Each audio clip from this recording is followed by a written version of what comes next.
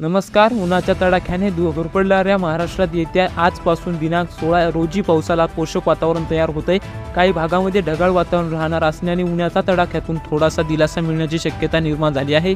पुण्यातील येत्या शुक्रवार हलक्या स्वरूपाचा सरी कोसळतील असा अंदाज हवामान खात्याकडून वर्तवण्यात आला होता. मंगळवारी वर्तवलेल्या अंदाजानुसार राज्यात उन्हाचा तडाखा वाढलाय. सर्वाधिक तापमान ब्रह्मपुरी येथे 41.3 अंश सेल्सिअसपर्यंत वाढलाय.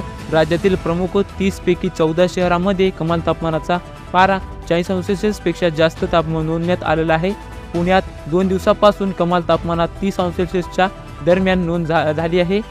बुधवारी सायंकाळी 5 वाजेपर्यंत शिवाजीनगर येथील वेधशाळेत कमाल तापमानात 39.2 अंश सेल्सिअस नोंदची माहिती हवामान खात्याकडून वर्तवण्यात आलेली आहे.